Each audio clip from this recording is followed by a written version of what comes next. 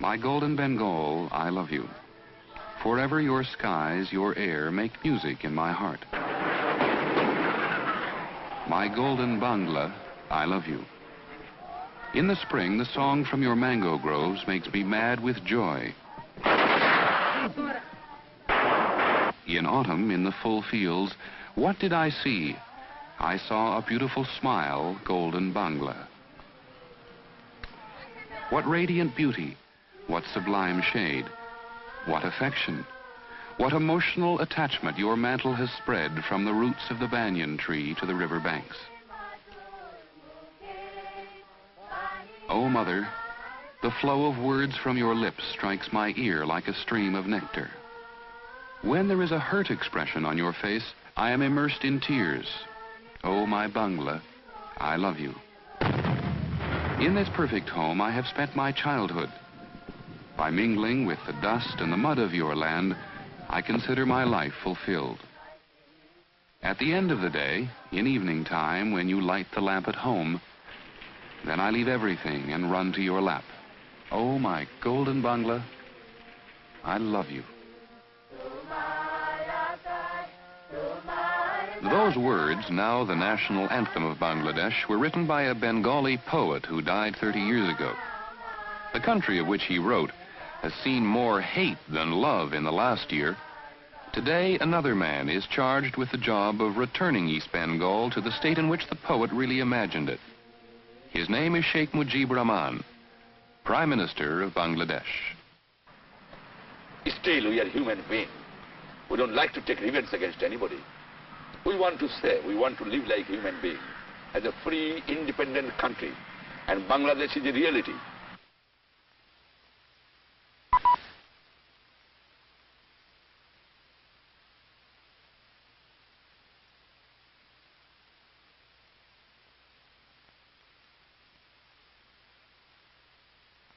We don't believe in revenge. We believe it is the philosophy of Bengali life. Love, love, and love. It was known as East Pakistan. It is now called Bangladesh. A new beginning. But there are no roots of love to nurture the birth of this nation. ABC's Howard Tuckner. For hundreds of years, this part of the subcontinent has been a human disaster area. It is no different today for the new nation of Bangladesh and for the Bengalis who live here. Their birthright, their ever-present legacies, are death and mass destruction. The country is devastated. The vital river transportation system is a shambles.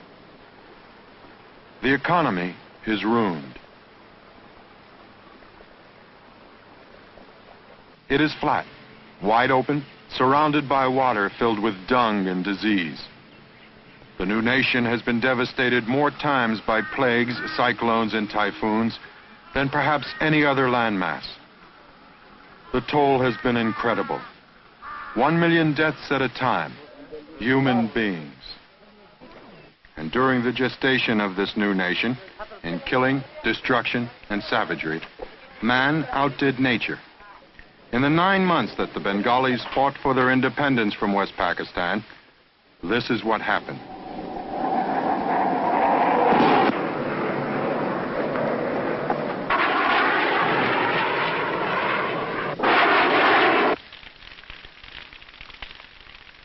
Pakistani forces and Bengalis supporting the Pakistanis massacred Bengali civilians.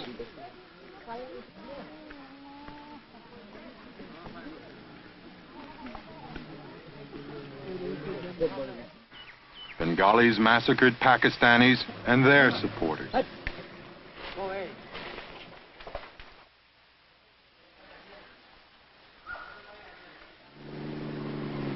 The Indian Army and Air Force came in on the side of the Bengalis. There was more death and destruction. In thousands of Milais, rampages that made Milai look like a tea party, millions of people died here, and a large portion of the world seemed to shut its eyes and its mind to what was happening.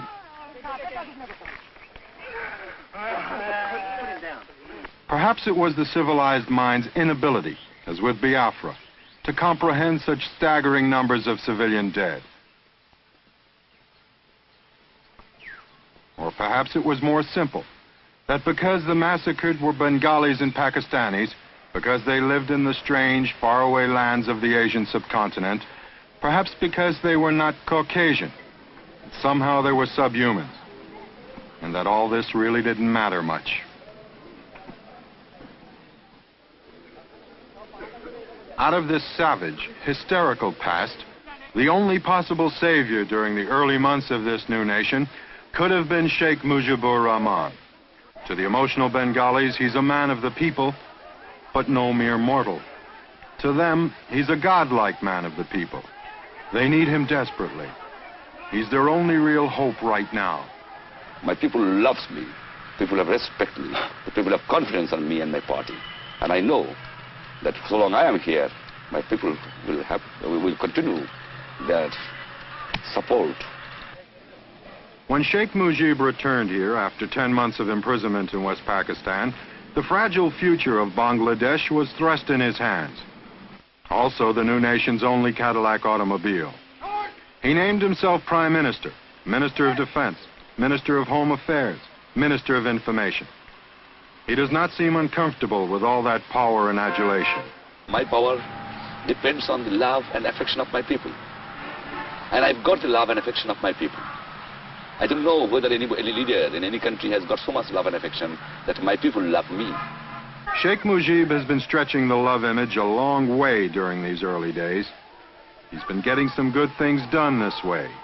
But the question is, how far can Bangladesh go on little more than love? The real danger is that Sheikh Mujib, caught up in all the glory and adulation, truly believes himself that the power of his charisma is enough to solve the immense problems confronting Bangladesh. Though many of the Bengali freedom fighters, the Mukti and Mujib Bahini, have turned in their arms, as directed by Sheikh Mujib, many others like these still hold on to their automatic rifles. One day they may decide that the country is not being run to their liking. They may want to use these weapons again. One of these boys was telling me, we do not have faith in the Bangladesh force, we do not have faith in the police, we do not have faith in the government. It's only we who are the real inheritors of this independence, and it's only we who are the real fighters. The Bengali bloodlust still runs deep and hot against non-Bengalis, like these Biharis, who are suspected of sympathizing with the Pakistanis. 1 million of the minority Biharis still find themselves in Bangladesh.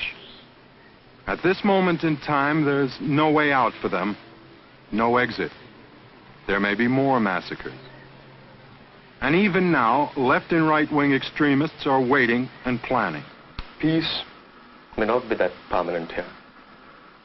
Massacres, of course, can take place, whether it's racial, whether it's political, between the right and the left, between one group of political elements and another group of political elements, between different classes, and also between Bengalis and non-Bengalis, or Biharis as you may call them. And since the problems are immense, and solution does not come very handy, it's a gigantic task for any government to solve these problems. Convulsions of a political nature will take place year after year. That's my personal belief. Year after year? Year after year. Perhaps Sheikh Mujib's inspiration, his magic, will prevent this. Almost every Bengali government official says the Sheikh has no weakness. They say he's perfect. Almost everybody in Bangladesh says this, and genuinely seems to believe it.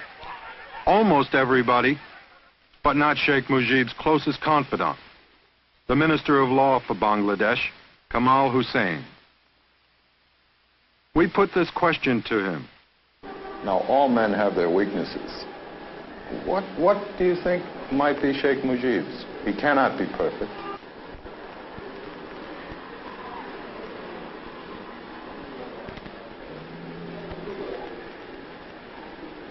Well, I don't know. I think you might say that perhaps in his if optimism is a weakness, you might say that, he is an optimist. He always expects things to work out. He has an enormous faith in the capacity of, the people to do things. And sometimes, this kind of optimism may mean that you may have put more faith than a situation demands, and this may lead to certain disappointments.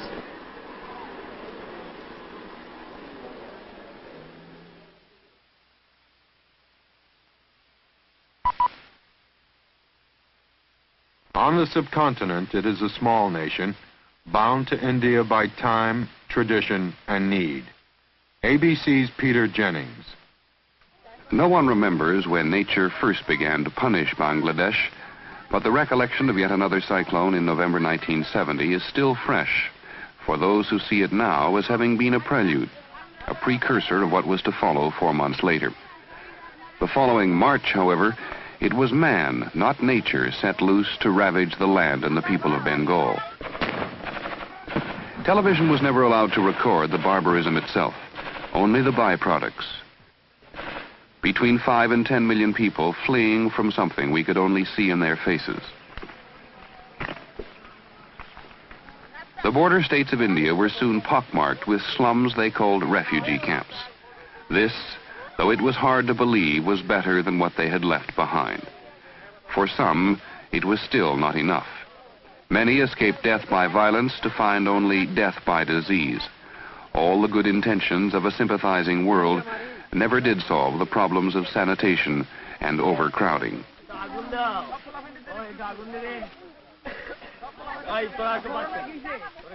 A few months later, we could see for ourselves what these people had escaped. We began to understand what they had told us with their eyes. Those of them who became guerrillas had fought for many months. The Indian Army had fought officially for 13 days. Then it was over. Bengal was beautiful again. For many, more beautiful than it had ever been before. It is presumptuous and no doubt impossible to attempt judgment of this nation at such an early date. Yet this is not a nation just emerging from the drawing board, but a timeless piece of land on which more than 65 million people hope not only to survive, but to prosper. And suddenly, the people were going home. Many had walked 3 weeks to escape the terror of the past. Now they were to return on a journey which seemed shorter. The Indian government had spent $450 million on their care. The sooner they left, the sooner India would lighten the present burden on her shoulders. Not all actually want to return. For many, the camps had seemed secure. There is a gnawing uncertainty about what life at home would hold. The future for almost everyone is uncertain. Government officials may speak glowingly of plans and expectations, but they are still guessing, for the government is not yet geared to be specific. Because I have to arrange food for my people first, and there I have to give them houses because everything has been burnt. I have to restore communication system. I have to arrange the employment of my people. That is a serious problem I am facing. One anticipated problem has not developed. There is not the mass starvation that had been predicted. Barring new natural disasters and given a reasonable amount of immediate aid, widespread famine will not occur. People return from India with 2 weeks' food, and on the land itself, small farms began to function again. Life is simple here and more easily resumed. In some parts of the country, the war prevented spring planting, but Bengalis for generations have tailored their consumption when shortages occurred, and this year they will do the same. If production increases and the population can be controlled, the people of Bangladesh can eventually feed themselves. It is not enough, however, just to feed yourself, nor is it enough to dwell on the past, for the future in Bangladesh is rushing in unchecked, and the list of priorities seems endless. The most immediate concern, the most urgent, is transportation. Every train that brings refugees cannot also bring supplies. There are few trains running, for there are few railroads which are wholly intact. The Pakistan Army, the Indian Army, and the Mukti Bahini guerrillas, they all had a hand in destruction, each with his own reason. The Pakistanis, to slow the Indian advance, blew the railroad bridges as they fled. The Indian Army tore up tracks to move their tanks faster inland. The Mukti Bahini destroyed bridges to prevent the Pakistanis reaching areas they, the guerrillas, had finally controlled. More than 400 bridges have been destroyed. Their repair means material and money, which for the moment does not exist. Bangladesh from the air often appears more water than land. The rivers are like roads, and it is on them now that the country must rely more heavily than ever. But even here, there are problems. Unused for months, many have silted up. Large cargo boats move only in limited areas. The small, now famous country boat can only carry so much. In the country's two major ports, the situation is similar. Ships sunk during the war blocked the main channels. The mines have been cleared, but until now no international shipping has ventured in. No shipping, no aid. No export of goods which Bangladesh must sell to earn foreign exchange. In Chittagong, the country's largest port, damage is extensive. The Indian Air Force struck hard at the port facility, and new construction here must be added to a long, distressing list of needed repairs everywhere. Chittagong is a stark example of Bangladesh's long-term problem, for even if the port were ready to run, it is doubtful if it could function fully. The skilled jobs here, as with transportation, as with industry, were handled by non-Bengalis. They were from West Pakistan, or they were the now hated Biharis. Having chosen the side of the Pakistan Army, they are no longer welcome. They are the new pariahs in the new society. Sheikh Mujib maintains with angry naivete that if his people can fight a war, they can run a country. The reality of running a crane or piloting a ship has not yet seeped through the national euphoria.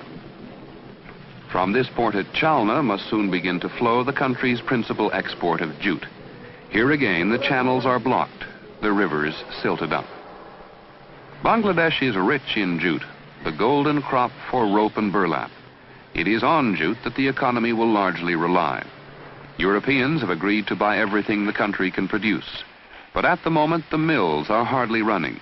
Some are closed altogether, others working at half speed and thereby half production. Here again, non-Bengalis had provided the talent. They no longer work. Here again, even if you produce, you must ship. And remember the transportation crisis. It is still a matter of guesswork how much jute can be produced or how much the world will need. It is not guessing to know that without its earning power, the need for aid will increase. Even so, Sheikh Mujib talks somewhat naively about his country's potential. I have very good exportable commodities like jute, like tea, like hygiene schemes, fish. I have forest goods. I can export many things. I can earn huge amount of foreign exchange. But these people have destroyed. I have to reorganize it and start working for that. The Russians have promised massive aid, and so have the Indians. But Indian economists shudder at the figures. $2 billion annually for 5 years, they guess, must come from a country with shortages of its own. Yet more than any other country, it is India which must ensure the viability of the new and partly Indian-created neighbor. 2 billion, 5 billion, 10. With Bangladesh barely a month old, the figures for the future are as unreliable as those for the past. No one really knows how many refugees, how many dead, how many raped. Nor do they know what they need for the future. Only that they need. What is evident is that the country is bankrupt in everything but spirit. And the spirit, for the moment at least, seems to make everything possible. I'll be able to do it because my people who can give their life for their liberation, they will cooperate. And people cooperation is the most important thing. And you have seen that everybody in this country is cooperating with me. Soon enough, the freedom will require a backbreaking commitment. Bangladesh has a population denser even than India. Of 35 million acres suitable for cultivation, only 6 can be farmed this year. When 500,000 people were killed in a cyclone, their number was born again in 87 days. The economic stability for these people is the only thing that can guarantee their political stability. Without it, they risk anarchy, a new convulsion to shatter the subcontinent and send these people like tumbleweed, drifting into oblivion again. The United States was not the only superpower that found itself backing the losing side, morally and militarily, in the war that led to the creation of Bangladesh. Peking also had given its support to Pakistan, and like Washington, may have found itself frozen to its course when the Soviet Union signed a treaty of friendship with India last summer. During the past decade, United States policymakers have had little success in Asia. Now, here in the subcontinent, Washington's prestige and influence have declined sharply for having sided with its longtime ally, Pakistan, sparking anti-U.S. and pro-Soviet demonstrations. The U.S.-Pakistani relationship during the Indo-Pakistan War may have been reinforced by the part Pakistan played in helping Henry Kissinger arrange President Nixon's trip to China. So where Russia is concerned, they stood by us. They gave veto. They helped us. My friendship will continue. That does not mean that I cannot be friendly with other countries also, because I believe in non-aligned, neutral, independent foreign policy. And I am not going to sell my freedom to anybody, whoever it might be. They are courageous words, and Sheikh Mujib may try hard to fulfill that pledge. But because of the dismal state of the Bangladesh economy, they may turn out to be empty words. Foreign aid often means foreign ties. The Soviet Union already has recognized Bangladesh, has started sending in small amounts of food and material. Every day the Bengalis seem to owe more and more to the Soviets. United States leaders are not expected to recognize Bangladesh or to send aid for quite some time. They should have come forward, at least for the sake of humanity, to save my unfortunate people. Unarmed civilians were killed by the barbarous army of Pakistan.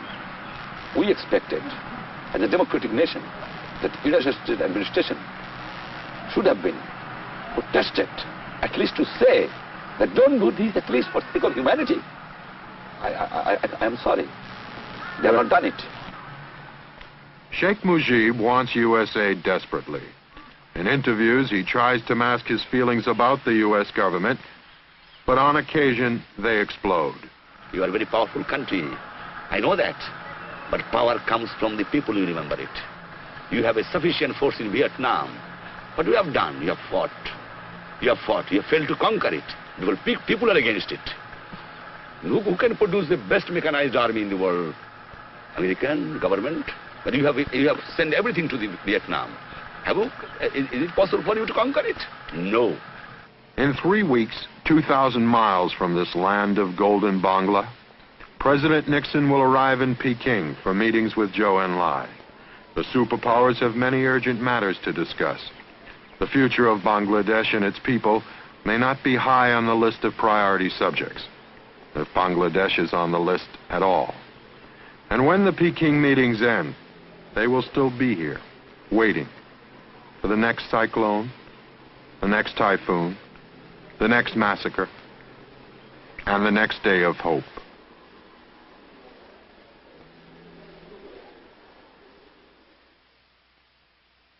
Amen.